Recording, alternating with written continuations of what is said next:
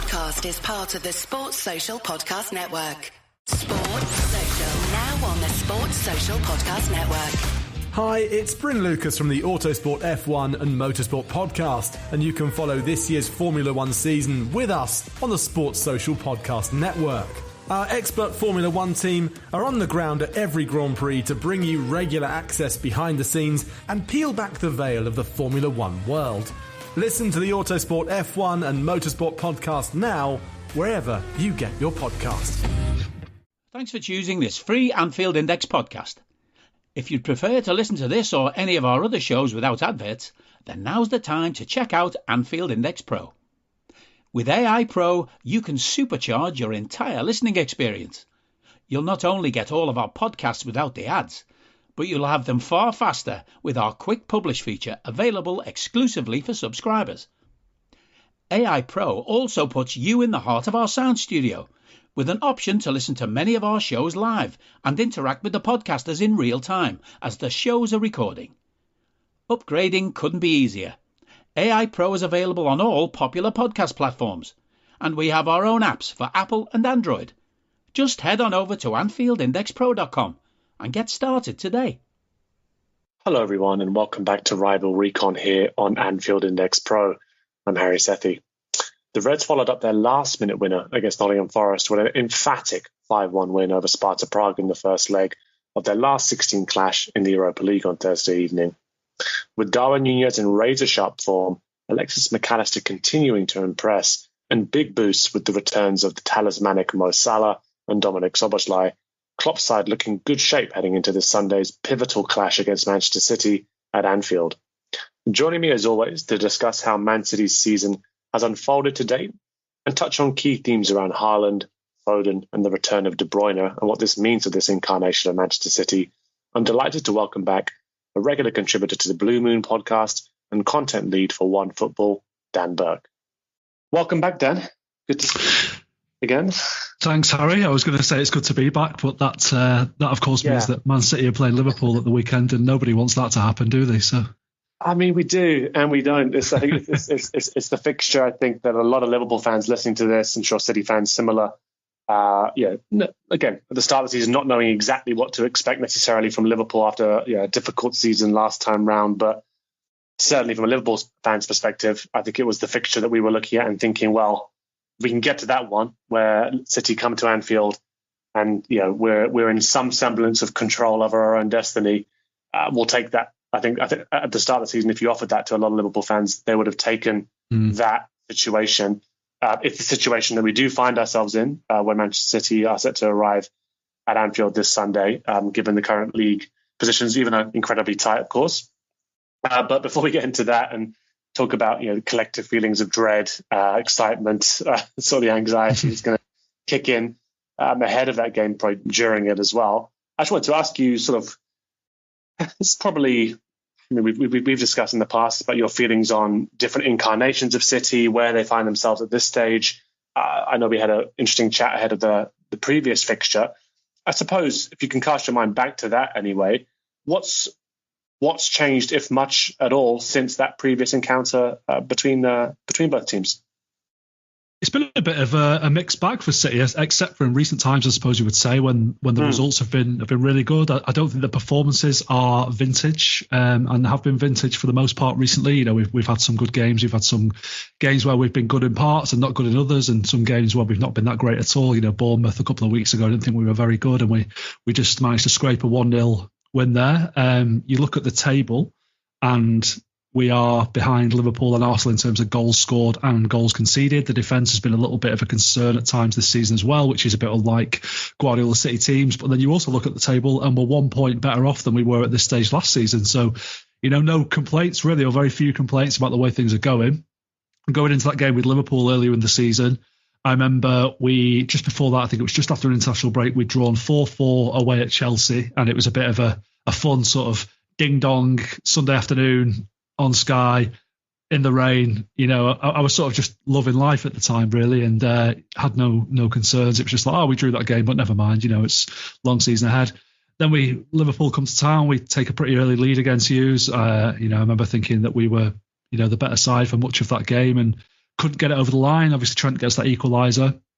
Liverpool come away with a 1-1 draw, which was probably a fair result in the end, to be fair. But I did think on the day that we perhaps held back a little bit and didn't really go for the jugular, didn't finish you off when we had the opportunities. And that sparked a bit of a dismal run for us, really, where we went, I think it was 4 or 5 games without winning. I think it was mostly draws in that time, but we had one game there away at Aston Villa when we were really, really poor. You know, it's rare in the whole time that Guardiola's been at City that I've seen us dominated and look a bit intimidated by an opposition in the way that we were against Villa at Villa Park that night. So that was a bit of prompted a little bit of a rethink. I think we kind of went back to the drawing board a little bit, kind of tightened things up a bit, and we've had players come and go with injury and stuff like that, and losses of form, players coming in and out, and De Bruyne coming back has obviously been massive for City in recent months. I think he's been a real talisman of the current run that we're on, and everything's looking pretty good. But then at the same time, we go to Anfield this weekend, a ground where we have a horrendous record, and could all unravel. We'll see. Yeah, sorry, just slight delay there, me responding, just touching all the wood that happens to be around around me at this point in time. Very well aware of that record. I'm sure going to be told about that record a lot during the game, before the game. We'll see what transpires. I seem to have a similar memory of that game actually earlier in the season, that I thought it was a better point probably for Liverpool on the day, given how the two teams performed, and a benefit of Trent in this sort of newfound role this season, where he's obviously had more freedom. And I think that was around a run where he really started to sort of have a lot of influence on the side, in a similar way to, I suppose, sort of what you've been used to seeing Kevin De Bruyne do for Manchester City, such has become his influence on the side, and sort of his creativity. It's clearly been a really it's kind of strange portion of the season with so many injury absences for Liverpool, and just finding a way to win in a variety of different sort of styles and formats, if you will. I think that game you talk about where City didn't quite finish Liverpool off and Liverpool managed to find something in the game for themselves has been a story throughout their season, in that side, maybe not sides finishing them off, but sides not taking the chances that they have, and Liverpool making sure to take theirs, which has obviously been very welcome. You mentioned the Villa game in particular being quite a strange one, in that, as you say, you've rarely seen City appear to be tactically outthought for as long a stretch of that game as I thought they were, which was fairly remarkable. You mentioned some tweaks after that and some tightening up. What have been, I suppose, some of the notable, if any, tactical changes or stylistic changes you've seen from City this season? You mentioned perhaps not being vintage City. What do you put that down to, apart from players being absent? I think it's well, in terms of the changes that have been made, I think that game against Villa, for example, we didn't have Rodri that night, and Rodri is so fundamental to the way we play. I think I've said this pretty much every time I've been on the show with you. I can't say it enough, really. Without him, we are a much, much lesser team, and he's for me, the best central defensive midfielder, whatever you want to call him, in the world. I think he does such an important role for us, and is an awesome player. And without him, we're not the same team. So him being available for the most part has been really important to us. Bernardo Silva's played a really important role as well, in just kind of calming things down, being a bit of an orchestrator in the midfield. Like De Bruyne coming back, as I said. We're still doing this thing with John Stones stepping into midfield, which can be a little bit perilous at times. I'm sure you probably watched our game against United at the weekend, and Stones stepping up into midfield is important for City in terms of getting an extra man in attack and making things a little bit more difficult for oppositions to defend against us, especially when they're putting men behind the ball. It can leave us a bit susceptible to the break, though, and that's a bit of a worry going into the game at Anfield this weekend against one of the best, sometimes counter-attacking teams in the world, and if not the best. So that's a concern that we have. Kyle Walker has played an awful lot this season and been, he's the captain now and has been really nailed down that right back spot in a way that he wasn't towards the end of last season. Is he the captain? I completely missed that. Yes, Kyle Walker being the captain. Yeah. Even now De Bruyne's back. Yeah, he's still favoured ahead of De Bruyne. They didn't make much sort of fanfare about it this season, actually. They sort of got to about November and they'd still not publicly announced who the captain was. Walker had worn the armband, and then they sort of came out and said, we've got 5 captains, and he's just sort of the captain, and then this little group of captains. But I don't know really. To me, it doesn't matter that much who the captain is. Everybody's got to be a leader, and I think we've got quite a few in the team. De Bruyne, one of them, Ruben Dias, Rodri, Bernardo Silva as well. That they're all leaders for me. So stylistic changes, I don't think that it's been that different this season. One player that we have missed a little bit recently is Jack Grealish, and that is it's been a bit of a strange season for him, a bit of an up and down season. Going into the end of last season when we were winning those trophies, he was undroppable. Basically, he was one of the first names on the team sheet. He became really important to controlling the tempo and enabling City to control games. Then over the summer, Jeremy Doku comes in, makes a really exciting start, and a lot of City fans are kind of going, I don't see how Grealish gets back into this team, really. Doku's sort of the man that we're looking at now. And I remember Doku played against Liverpool back in November and was up against Trent. And I think there was some weird stat going around at the time that it was like the most a player had ever been dribbled past in Premier League history or something, Trent. And Doku was the man who was dribbling past him a lot. But he was not really doing a lot having dribbled past him. His sort of end product leaves a little bit to be desired at times.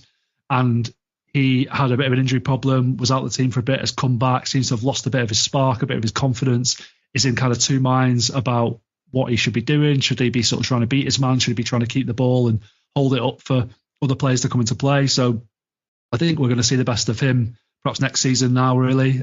He seems sort of like more one for the future than that early promise suggested that he'd slotted straight into the team. And with Grealish out injured at the moment, we don't quite have that same level of control on games that we're accustomed to. So that's been a little bit of a problem for us as well. But, with all of those problems, we've still been picking up the results. So like I said, there's not huge amounts of complaints to be made, and there's not a huge amount of sort of stylistical changes taking place this season. We're just getting the results and playing well for the most part, with the odd hiccup here and there.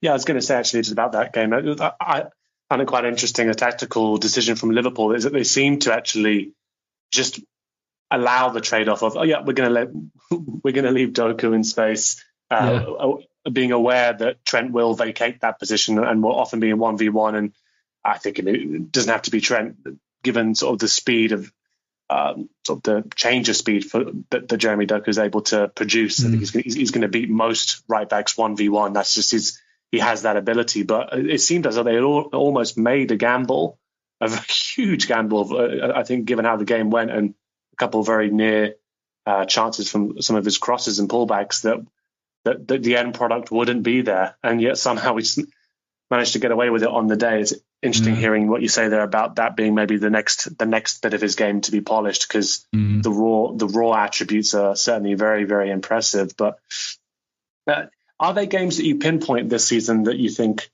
are good representatives of this season, in terms of obviously being a point better off than you were last season, but performing in a different way? So maybe one of those narrower wins where control was good, but the goals hadn't come as freely, maybe.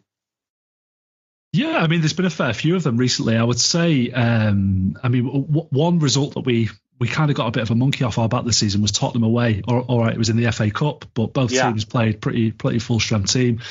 I think that was our sixth visit to Tottenham's new stadium, and we'd not scored a goal until that night. And it took, a bit of a goalmouth sort of scramble goal from Nathan Ake right at the end to win it.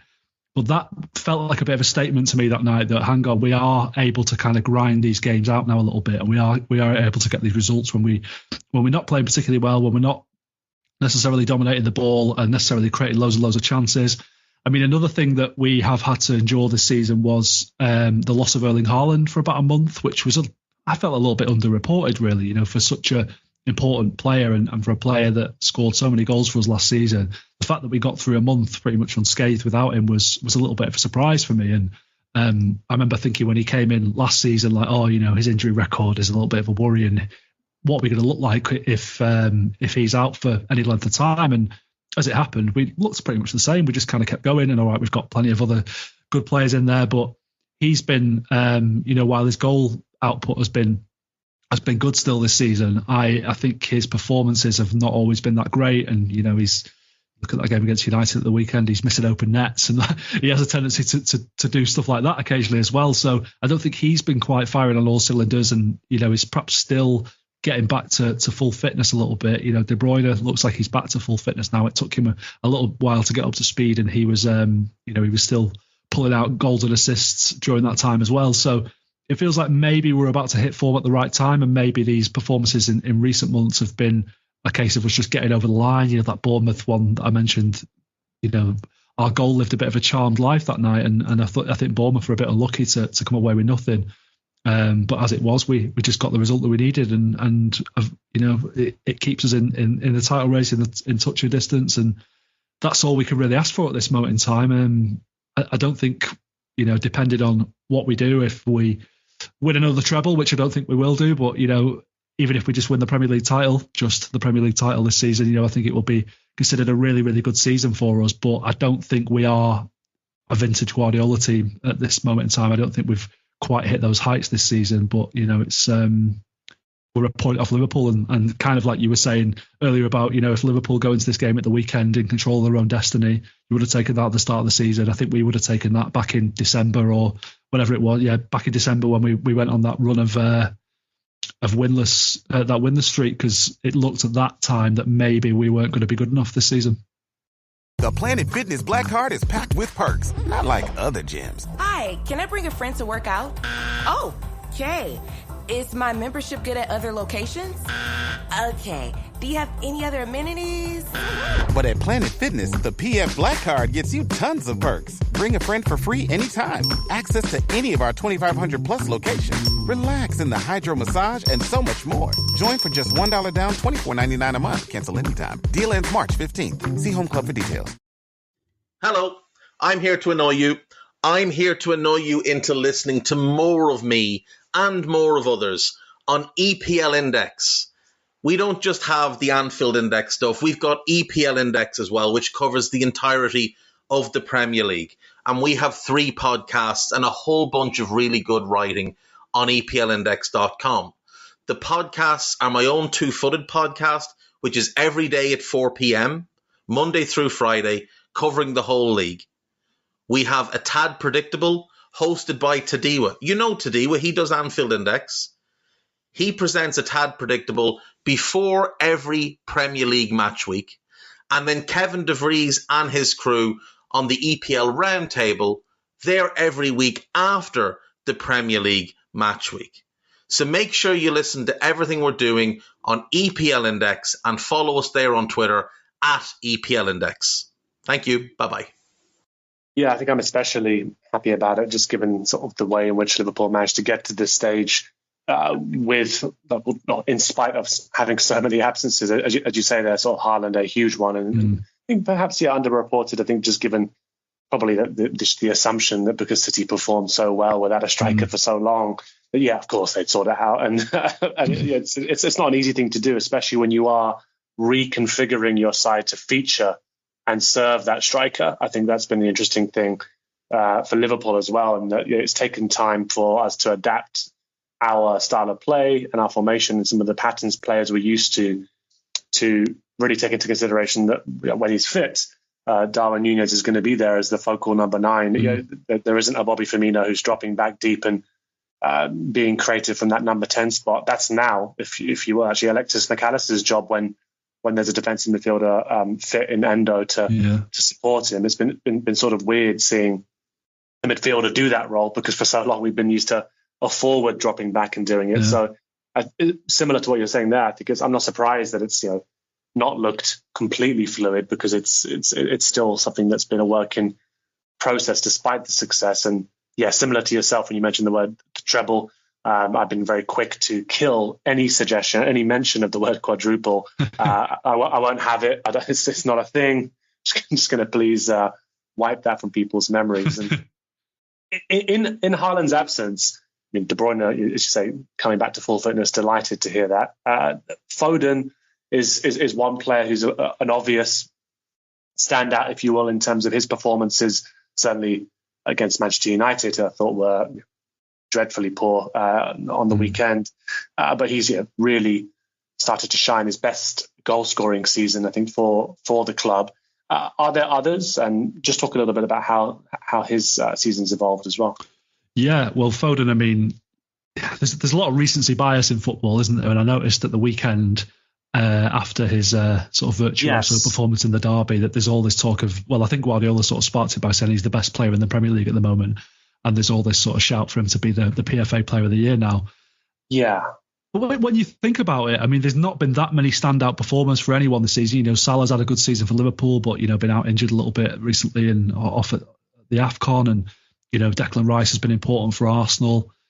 You know, maybe you might say someone else might be in the conversation for it. I think Foden is definitely in the conversation for it. And I think he's definitely been overall City's most consistent performer, especially for the last few months. So, you know, I remember thinking a little bit towards the start of the season. Last season, he had a bit of a stop and start season with injuries and stuff. Didn't have quite the impact that we'd been used to him having for us. And early in this season as well, I remember thinking, like, I wonder if his development has kind of not stalled a little bit, but the kind of upward trajectory that his career has been on has kind of started to flatten out a little bit, which is normal. You know, he's 23 now. You can't just keep getting better and better all the time, or you'd end up being the greatest player of all time by the time you're 25. And, you know, that's not going to happen. But, you know, it just felt like he'd kind of stopped improving a little bit. And, you know, people compare him with Bukayo Saka a lot. And I think it was looking like Saka was kind of winning that race, as it were. But since the sort of turn of the year or around Christmas time, I remember we played Everton away just after Christmas, and Foden scored a brilliant goal to get us back into that game. Since then, he's really stepped up and he's really taken on the mantle. He really looks like, you know, a senior player in this team now. Still only 23, but he looks like he really belongs there. The other players really trust him. He's the kind of player who wants the ball. He wants to grab games by the scruff of the neck, try and win them himself, which was pretty much what he did against United at the weekend. I think he's got 18 goals in all competitions this season now, which is his best scoring season of his career. It's something like 7 goals in his last 8 games as well. So he's on a really good run at the moment, really looking confident.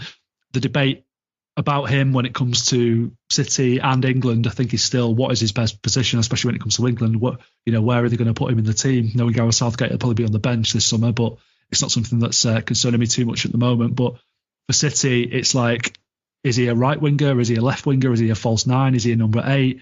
There's been a lot of clamour among City fans to see him play a bit more centrally recently, and that's happened a lot this season, and he's really excelled there. You know, he's so good in those small spaces, getting the ball on the half turn, taking players on, bringing other players into play, scoring goals. You know, he's a phenomenal all-round footballer, arguably the best talent England have had for a generation, arguably. And I'm absolutely in love with the boy. And I think he showed in that game against United at the weekend that it doesn't matter where you play him. Just give him kind of a free role and he'll pop up all over the place and he'll do all kinds of things. You know, that first goal he scored, belting into the top corner from outside the box, and then he scores another one where he's drifted over to the other side and played a 1-2 and gone across the goalkeeper. He's just fantastic. And I think if we are to get a result at Liverpool this weekend, then he's going to be really important to that. And I can't remember now what your other question was.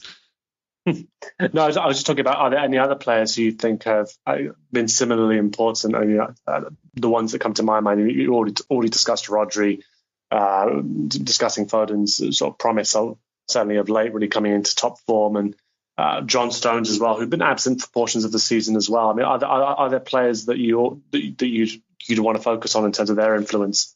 Yeah, I mean, one that we don't talk about an awful lot actually is Ederson. He is He's been with us for 5-6 years now. Always been a good goalkeeper in terms of what goalkeepers are supposed to do. I would say, not an above average goalkeeper, or probably an above average goalkeeper, but not an excellent goalkeeper. He's not a shot stopper of the caliber of Alisson, for example. And I think that's why Alisson's been ahead of him in, the reckoning for Brazil over the years. And Ederson's key skill for City, which has been really important to us, is what he can do with the ball at his feet and his distribution and his ability to ping passes into the midfield and almost play like an 11th outfield player for us at times. In recent times, and I would sort of go back to last season and particularly this season, he has really improved as a goalkeeper. Apparently he's done a lot of work on his concentration off the field, and is coming to our rescue with big saves in games a lot more often now. And there was a moment at the weekend against United when Garnacho goes through, when Ederson comes herring out of his goal, and normally you'd think, oh God, what's he going to do here? And instead it was a sort of inch perfect tackle that he pulled off, and he's kind of brought that to his game. He's a little bit less mad and erratic now, and a bit more of a reliable goalkeeper. So I think when the defence has faltered a little bit this season, Ederson has really come to our rescue a lot more than he used to, and made some really big saves for us. So I'd highlight him. aside from the ones that I've already mentioned, I would probably highlight Nathan Ake as well, who is just a consistent 7, 8 out of 10 performer every single week. You know what you're going to get from him. You know, we brought Josko Gvardiol in for big money over the summer, and he's looked okay. He's looked like he's got a lot of potential. I've been a little bit surprised at how we've used him, because I thought when we were signing him to play centre-back, and he's barely played centre-back. He plays more left-back, and all right, the sort of traditional positions often don't mean an awful lot in a Guardiola team, and it's kind of a left centre-back where he sort of drifts over to the centre when another centre-back goes into midfield. It can be a bit complicated sometimes, but as a kind of one-on-one defender, I think he leaves a lot to be desired at times. And you know, I'd be a bit worried about him if he was to play left back against Liverpool this weekend. I don't think he will. I think Ake will keep his place because he's been really consistent lately. So, you know, there's been a lot of good performances. Players that I would say that perhaps haven't contributed an awful lot, which has been a little bit disappointing this season, are the two players that were kind of brought in to replace Ilkay Gundogan, which is Mateo Kovacic and Mateus Nunes. Kovacic, I think he's a good player, and he's been there or thereabouts at times, just a little underwhelming. Nunes, same, not really done an awful lot. There have been times when he has looked very unsure of himself, very much like he kind of doesn't belong in this team and doesn't sort of back himself, hasn't backed himself to make that step up, you know, very tentative, very taking the easy option and not doing an awful lot with the ball when he gets it, and sort of getting knocked off the ball quite easily. So I think there's been a bit of frustration around that we didn't bring somebody in to replace Gundogan who was, you know, on his level really. But you know, maybe next season we'll see a bit more from those players. That tends to be how it goes with new signings in a Guardiola team. It tends to take a little bit of time to acclimatise. But overall, I'd say everyone in the squad pretty much has contributed a decent amount this season, and everything's kind of good. But yeah, Foden has been, I would say, head and shoulders above the rest for the majority of the season.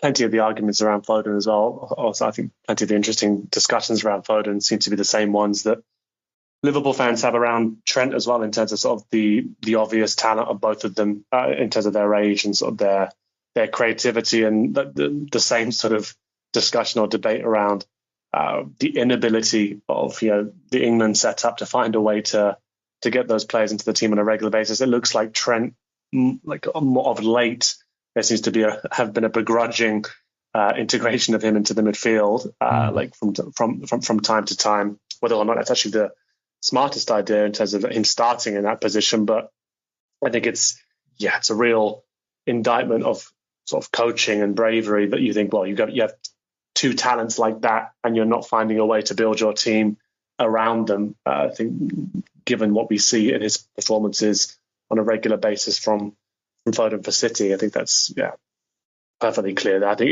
if I was to make a comparison, talking about players of the season, I think for Liverpool, and perhaps it's still going to depend on what happens in the final games of the season and sort of their success in these different trophies. But I think at the moment, yes, Salah is always Salah, and I wouldn't be surprised if he's. I've seen photos of them training, back in full training today, and heading to Sparta Prague. I know. I'm glad that I get to do it for once. I'm used to seeing Kante turn up for Chelsea, and as you say, De Bruyne is back to full fitness. I'm sure Salah will have a few cobwebs to shake off, but he's been very consistent as he always is. But I think it will probably be Van Dijk, I think, for us if we do get to the end of the season, and he's helped the side to win things. I think it's been really positive to see him raise his level back up to, if not where he was beforehand, very, very, very close to it. And you were speaking there about the captaincy and what does it mean. I think really Klopp has often been at pains to say he didn't really care too much about the captaincy. He's given it to lots of players during his time as manager. But I think sometimes you do see figures and go, oh yeah, that makes sense as a captain. Yeah. And I think Virgil's one of those, and it does seem to have helped his game go up a level, in my opinion, in terms of him being the alpha and try and guide people through. So yeah, I think whoever wins that award at the end of the season is probably going to be dependent on how successful the teams are. So it's going to be part of these teams' destiny. But actually focusing on the game itself, and obviously I think both sides playing European football before they meet this weekend. City playing tonight, if I'm not mistaken, and Liverpool playing tomorrow against Sparta Prague in the Europa League. Are you expecting? I think there's lots of expectations. There's going to be quite a bit of rotation tomorrow for that game. Maybe with the gamble of get through that, and no matter what happens, we'll win the return leg at Anfield. Given the position City find themselves in their game this evening, what are you expecting from that lineup for the Copenhagen game? Yes, Copenhagen. Yeah, I would expect he'll rotate a little bit for this one. We've got a 3-1 lead from the first leg. Mm-hmm. It's not, we're not home and dry just yet, but we're almost there. And I think a slightly rotated team should be good enough to get the job done. Guardiola doesn't tend to take too many chances in situations like that, so I would expect maybe De Bruyne to sort of go on the bench and just to give him a little bit of a rest. I think they're not taking any chances with him at the moment, really. I don't want him to ping his hamstring again and be out for the rest of the season, so he's someone that might drop out. You probably see Julian Alvarez coming in for him, who not really talked about yet. He's been a little bit of a perhaps unfairly maligned figure among City fans this season, which you might find a little bit strange to hear. Because from the outside, he is a very good player and he's a very talented player, and has had a really good couple of years, winning the World Cup and winning trophies with us, and taking to the Premier League really quickly. I think he's probably just played a little bit too much football this season in terms of he was put in as De Bruyne as kind of replacement for a lot of the time. Even when Haaland was fit, he's playing this sort of central midfield role, and he's just not Kevin De Bruyne, and he's just not quite got that kind of nous, that ability to pick a pass, that ability to kind of see what's going on around him so much. He's a little bit tunnel vision at times. It can be a little bit frustrating to watch at times. I think he is more of a forward player, and when Haaland was out, he played more there. Obviously, he's not as prolific as Haaland, because very few players are. He's not really a prolific goal scorer at the same time, though. I guess if there's a comparison, that maybe he's a bit like our sort of Cody Gakpo for you, like, he's there, he's involved in the play a lot, he's good, but he's just not like quite the main man, not quite got that kind of confidence to chip in with goals as regularly as perhaps you would like sometimes. But don't get me wrong, I think he's a good player, so I think he's our sort of alternative to De Bruyne now, and we'll probably spend most of the rest of the season on the bench, aside, especially when it comes to big games.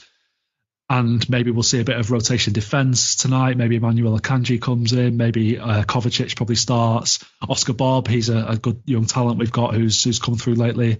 I'd imagine he will start. And looking ahead to the weekend, I think that team that we put out against United last weekend was probably our best 11, with Stones and Diaz in defence, Walker and Ake as the fullbacks, Rodri in the middle with De Bruyne and Bernardo Silva. And then Foden and Haaland. I would imagine Doku probably drops out at the weekend because he didn't have a great game against United at the weekend. He looked, a little bit, like I've said, a little bit unsure of himself. And especially in a game where we want to try and control things a little bit more, I think there's a good chance that we won't take a risk and put him in when, he could be one of those players where he sort of gets the ball, he wants to run at defence and he loses the ball and then suddenly run the back foot. And Guardiola likes to have a little bit more, 1,000 million passes is a phrase that he's used in games like that, where they just pass, try and keep the ball, try and dominate possession. Doku isn't a player who really brings that to the table, so I'd imagine he might drop out. Maybe Kovacic starts that game alongside De Bruyne, maybe Bernardo Silva and Foden are then the wide players, and that hopefully enables us to have a bit more control on the game. I was going to say, I think, it's interested to hear sort of your perspective on the lineups. And before we get to the game itself, I think I expect there to be a number of youngsters featuring against Sparta Prague tomorrow evening, maybe a couple of debuts, given sort of the way in which some of the youngsters have performed.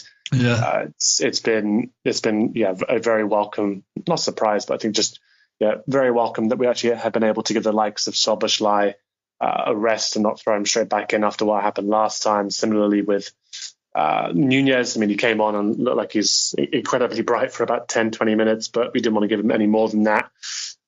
Endo again got a chance to rest. Salah, I imagine, will be doing 20-30 minutes against Sparta Prague just to keep him in sort of optimum condition. I think after what happened with him as well, having to come on off the bench earlier than expected and then winning the game, but then ultimately going missing for a few games. I think similar to De Bruyne, they're going to be treating him incredibly carefully. Has that been the case with De Bruyne then? That has he not started back-to-back games since he's come back, or is he doing sort of small segments of the game, and then when there is a chance to take him off or rest him, they've taken it?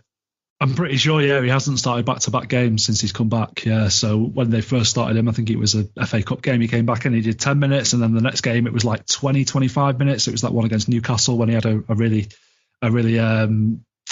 influential cameo. And he said himself after the game, like, I've just run around for 25 minutes. I'm absolutely exhausted. I'm not at that level yet. And it's, perhaps something that as fans we take for granted a little bit, fitness and that kind of thing, that it takes a while to build up that speed. So he's getting there now. It seems like he might be in a position where he can start back-to-back games, but maybe not twice a week. So, maybe he plays against Liverpool at the weekend, if he's on the bench tonight, as I anticipate he probably will be. And then we've got Newcastle in the Cup coming up. Maybe he's ready to start that one. And then I think it's a week's break, or I think it's 2 weeks break, actually, because it's internationals. And then we've got Arsenal after that. So it's... I don't know if he's going to go away with Belgium. Probably will do, which would not be ideal, because it would be nice for him to get a bit of a rest, because I think he's at that age now as well, where it's like, I think he's 33 now, and he just, physically can't play 3 games a week a lot of the time, and needs to be used a bit more sparingly. That hamstring was just a case of him being run into the ground, like a lot of players were over the last couple of years, and it went in the Champions League final. Then they tried to rush him back over the summer. He starts the first game of the season, it goes again, and it's just like, okay, let's not mess around with this now. Let's just be careful with it. And I think it's the right thing to do. And I think, we did reasonably well without him. He is a really incredible player for us, an incredibly influential player. But if we can use that influence in sort of small bursts now and again, then I think it makes more sense than just trying to play him every single game and risk an injury which could keep him out for the rest of the season. I don't need a VPN. I've got nothing to hide. This is what I used to tell myself before I hooked up with LibertyShield.com. Not only is my home internet now fully encrypted, but I can now access all the websites I want, whenever I want, and do so from absolutely anywhere. As a Liverpool fan, I love to know I can now watch every match, regardless of whether it's on UK TV or not. My Liberty Shield VPN makes sure nothing is blocked and guarantees me super fast streaming speed throughout that match. You can get connected right now with their software package, which includes a 48-hour no-obligation free trial and instant access to their apps for Apple, Android, Fire TV, PC, Mac and Android TV. Or go a step further like I have and get one of their pre-configured VPN routers. These small but powerful devices allow you to easily connect every device in your home to VPN, making it the perfect solution for smart TVs, Mac boxes, and games consoles. Visit LibertyShield.com today and use coupon code AIVPN25 to get 25% off at checkout. I think that's a sensible approach for certain. And moving on to the game, then I suppose in terms of what you're expecting from it, as you said, yeah. I mean, I was up at the Anfield game, up the Luton game rather, and I think it's been for a while now. Actually, I think that since Klopp's announcements, the Anfield atmosphere has just been ratcheted up even more so with the increased capacity as well. So I'm expecting it, especially Sunday, given the time it is, that it's going to be a very high intensity game, a very emotional game, given what's at stake and what's always at stake between these two teams. But the fact that this is going to be the last time we see Klopp and Guardiola in the league anyway up against each other. Actually, no, we will be up against each other in a competition like this in the Premier League era. So it's, what are you expecting in terms of the approach? And perhaps I'll also just ask you sort of a little bit about your opinion of Liverpool this season. Because I think when we spoke at the start of the season, there's still loads of questions about what the side was going to be and how it was going to really grow into the season. I've been impressed by the way in which they have really established and grown into the season and shown their strength in a number of areas, especially mentality. So, yeah, I would love to get your perspective as well. Yeah, I mean, in terms of the game this weekend, I'm expecting a horrible occasion, as it always is for us at Anfield.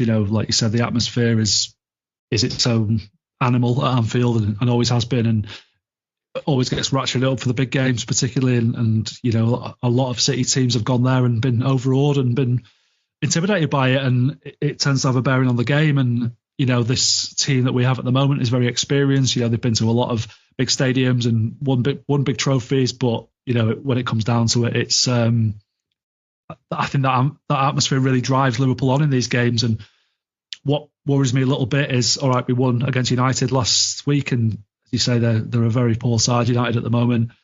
They went 1-0 up with a wonder goal after a few minutes, and I kind of feared that something like that might happen. And then even at 1-0, they've got 2 or 3 chances there where they could have made it 2-0. They could have really punished us, and it could have been a really, really different game. And overall, we dominated the game, obviously, and beat them comfortably in the end. But it's moments like that against Liverpool where I don't think we'll be quite so fortunate.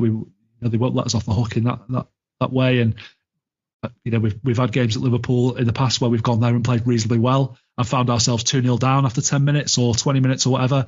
I hope that something like that doesn't happen. I hope we can hang in there in the game. And that kind of approach that I said about the 1,000 million passes, I think that's the way they're going to go. They're going to try and control the game, not overcommit, make it a little bit boring, quieten down the crowd a little bit if they can, keep it as tight as they can, and not be so susceptible to the counter-attacks. This thing about John Stones stepping into midfield, I would be surprised if they tried that this weekend, because it seems a little bit too risky for me. And I think this game for City, it's not going to be decide the title. It's early March. It's still too early for that kind of thing to happen. But it could for us. It could, if we lose this game, we're 4 points behind. That might be it. We've seen how close these title races have been in the past, and 4 points is a pretty sizable gap in that regard. Having said that, and I have been impressed with Liverpool when I've watched them this season, I don't think you are quite on the level that you perhaps have been when we've come up against you in these close title races in the past either. No. You've got squad issues to deal with at the moment. Obviously, you've done I think Endo's been really good for you this season, but I don't think he's quite that level of number 6 that you perhaps were looking for in the summer. I'm sure you probably agree with that, and would that could be something that holds you back ultimately. I don't know, and we'll see what happens in terms of the other players you've got to come back into the team, whether Salah, for example, can come back in and pick up where he left off, which I'm sure he will. At this moment in time, for me, I think Liverpool are just about favourites for the title, being top of the league. Obviously, Arsenal aren't going away either. They're scoring an incredible amount of goals lately, and they're someone else we've got to play this month. It's a bit of a hellish month for City, actually. We've got Aston Villa at home as well to come.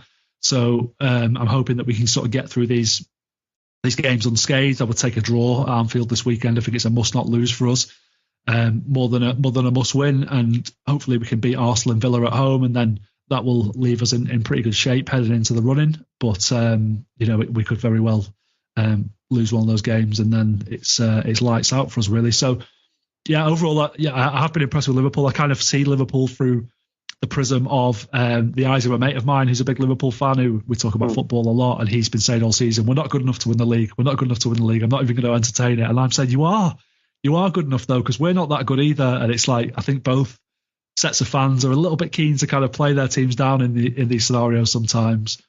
And I think Liverpool are good enough to win the league, but we know what fine margins these title races can come down to. And what I will say is that I don't think it's ever happened, certainly not in the Premier League, that the best team in the league has not gone on to win the league. So whoever does end up finishing top of the table, whether it's us, whether it's you, whether it's Arsenal, I think we'll have to say that that's the best team in the country, and that they'll have thoroughly deserved to be there. And Liverpool are getting in that annoying habit where you're sort of grinding out results at the moment. I watched you against Forest last week, and Liverpool played quite well on the day, I thought, but a few chances missed by Forest. And then you think, all right, 0-0, that's a good result for us. We can go top of the league. We win tomorrow. They draw here. And then 99th minute, you pop up with that winner. And I'm like, bastards. So it's just going to be one of those seasons again, isn't it? And again, that talking about that mate of mine, I said to him a few months ago, I was like, I cannot be arsed being in another title race with you lot. And he was like, yeah, but at least you lot usually go on to win it. And I was like, yeah, fair enough. So that's I think that's the way both teams are looking at this. Everybody's kind of expecting City to go on this mad run that we usually do at this time of the season, and maybe we're already in the midst of that run, or maybe we're gonna lose this weekend and it all comes crumbling down. It's just really hard to call this title race, and I think it's the most interesting title race, just by virtue of the fact we've got 3 teams in it that we've had for a while, and I expect it will go right down to the wire again. And imagine going into that final day of the season and 3 teams have got a chance of winning it. Like, you've got to say that's pretty exciting, haven't you?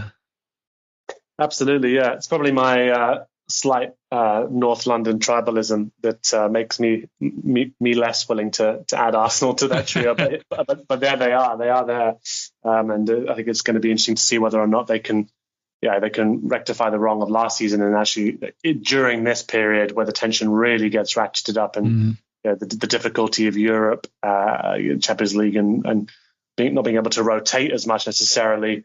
Like how that impacts them. I think it was around this time of year last year where they started to fall off. It doesn't show any signs of that at the moment, so it's going to be interesting to see how they deal with this. But yeah, for City, I think Liverpool fans are well aware that you don't get any gifts, and if Liverpool are going to win the league, they're going to have to grapple with City all the way until the final game, most likely. I think that's why this weekend takes on extra importance, because it gives them a little bit more wiggle room in that grapple that's going to be going on until right into the end of the season.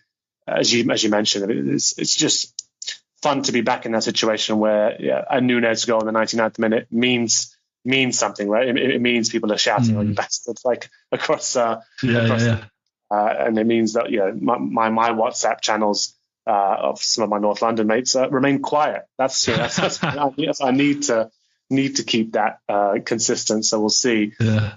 If I just put one last question, is there Núñez has obviously, I think, developed a lot this season. I remember the narratives when he joined same season as Haaland, the comparisons between the two, despite one being far further along in his development, and his one being more raw, in my opinion.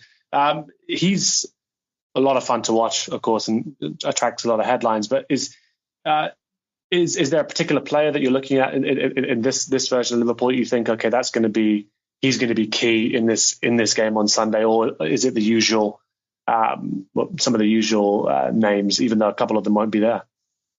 Yeah, Núñez is probably the one, actually, because I could see the way that he likes to sort of hang on the shoulder of the last man and use that explosive pace in behind. I could see that being an issue for us, a real issue, if we try and press you high like we tend to do. That worries me. And I really like Alexis McAllister as a player as well. I think he's been really good for you and really sort of turned up the sort of influential factor in recent times as well. So. Yeah, it's going to be interesting to see who's fit and available for Liverpool. If Joe Gomez is playing for you in midfield, I don't know if that's going to be the case, but that might be looked at as an opportunity for us if you've got to field a few youngsters. But even the youngsters that you have been superb recently, haven't they? So that can be it can be that kind of game where a young player really makes a name for themselves as well. And I will never go to Anfield feeling confident. I don't think, the most confident I think I've ever felt was when we played you at Anfield last season, when a lot of Liverpool had made a pretty bad start. I think you'd lost at United fairly recently before that, and a lot of people were saying, "Oh, this is City's chance to win there now. It should be nice and easy." We turned up. We got a little bit overawed, I think, by the atmosphere as usual. Liverpool played well, and we lost 1-0. And it's like that kind of thing can happen. I think the circumstances are a little bit different this year. I think our minds are a bit sharper, and we know what's at stake a little bit more. It's later in the season, and we know how important this game's going to be. I guess I hope it's an entertaining game, and I hope that both teams don't just kind of cancel each other out. At the same time, I'd be quite happy if both teams did cancel each other out and we just drew 0-0, to be honest. And it's just kind of one of those where I just want to get it out of the way and get on with the rest of the season.